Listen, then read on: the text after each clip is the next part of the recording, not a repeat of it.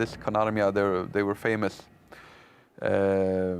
statements of how you could see the Konarmia move from 15 or 20 kilometers away, simply from the dust clouds that from were the horses' hooves, created from the horses' hooves.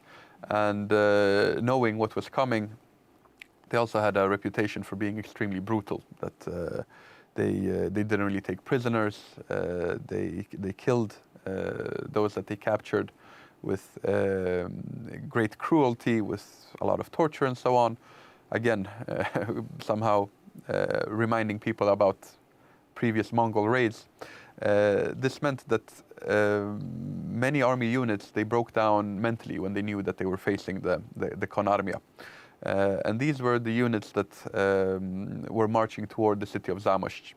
And in Zamość, you had this allied force of the Poles, of the 21st Rifle Regiment, and you had the soldiers of the Ukrainian 6th Rifle Division under the command of Marko Bezruchko. They managed to hold the city despite intense battles. There were points where the city was completely encircled, but they managed to hold them off. At the same time, the Polish units in the area managed to launch their own cavalry offensive, leading to the Battle of Komarów, the last real battle in history in which two cavalry armies met and fought on horseback and not as dismounted cavalry fighting an infantry battle. It turned out that the Poles were better prepared, they were better organized, and they routed the Budyonny's famous Konarmia, or horse army. This was a major blow.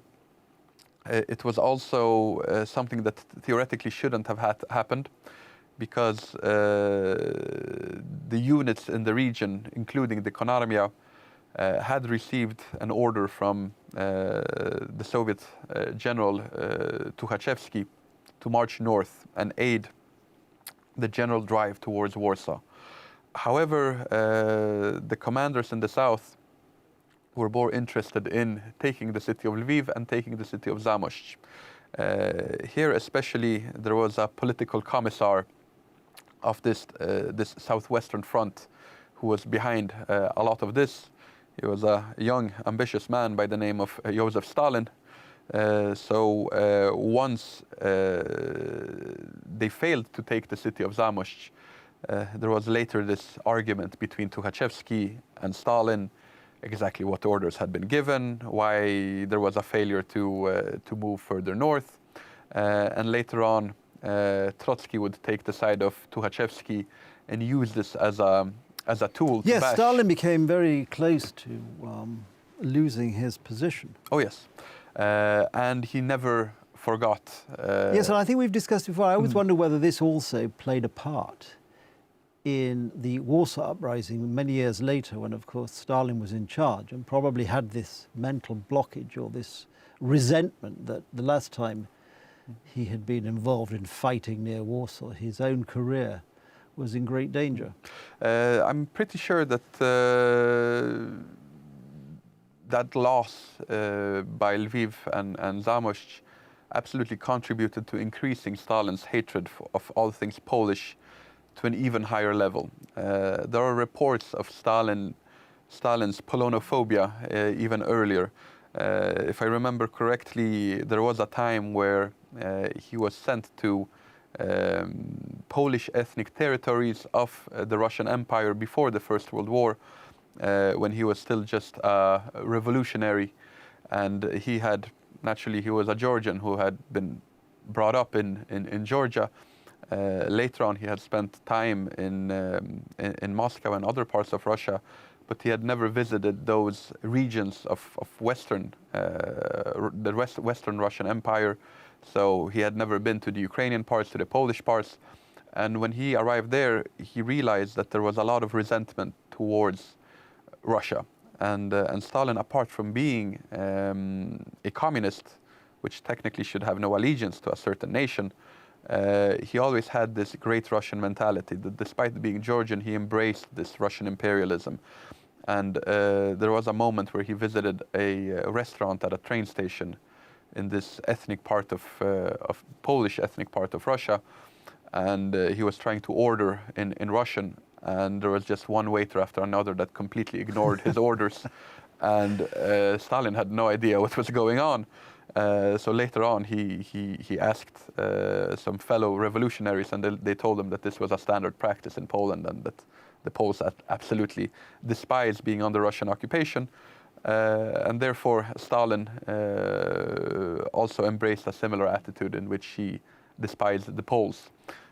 Later on, there were his favorite opera was about Ivan Godunin, and about how